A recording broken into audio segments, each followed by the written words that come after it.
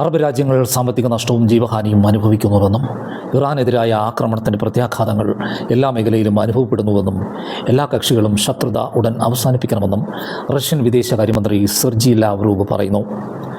Iran ആണവായുധം നിർമ്മിക്കുന്നുണ്ട് എന്ന് ആരോപിച്ച് ഇസ്രായേൽ സഖ്യം ആക്രമണം തുടരുന്നതിനിടെയാണ് അദ്ദേഹം പ്രതികരിച്ചത്. എന്നാൽ ഇറാൻ ആണവായുധങ്ങൾ നിർമ്മിക്കുന്നതായി തങ്ങൾക്ക് ഇതുവരെ തെളിവുകളൊന്നും ലഭിച്ചിട്ടില്ല എന്നും ആണവായുധം ഉണ്ട് എന്ന ആരോപണമാണ് യുദ്ധത്തിന് ന്യായീകരണമായി ഉപയോഗിക്കുന്നതെന്നും അദ്ദേഹം പറയുന്നു. ഇറാൻ്റെ ആണവ ബാലിസ്റ്റിക് മിസൈൽ പദ്ധതികളെ തകർക്കാനാണ് താൻ ആക്രമണത്തിന് ഉത്തരവിട്ടതെന്ന് അമേരിക്കൻ പ്രസിഡന്റ് ഡൊണാൾഡ് ട്രംപ് പറഞ്ഞിരുന്നു. അതേസമയം ഇറാനെതിരായ അമേരിക്ക-ഇസ്രായേൽ ആക്രമണ പരമ്പരയിൽ കൊല്ലപ്പെട്ടവരുടെ എണ്ണം 787 ഉയർന്നു. ഇറാനിയൻ റെഡ് ക്രസന്റ് ആണ് കണക്ക് പുറത്തുവിട്ടത്.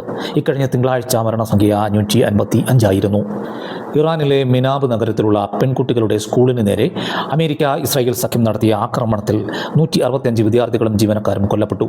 2026 ഫെബ്രുവരി 28 ഇറാനെതിരെ ആക്രമണം ആരംഭിച്ചത്. ആദ്യ ആക്രമണത്തിൽ ഇറാന്റെ പരമോന്നത നേതാവ് ആയത്തുള്ള അലി ഖമനേയി കൊല്ലപ്പെട്ടു. തുടർന്ന് ഇറാൻ-അമേരിക്ക-ഇസ്രായേൽ സംഘർഷങ്ങൾ രൂക്ഷമായി.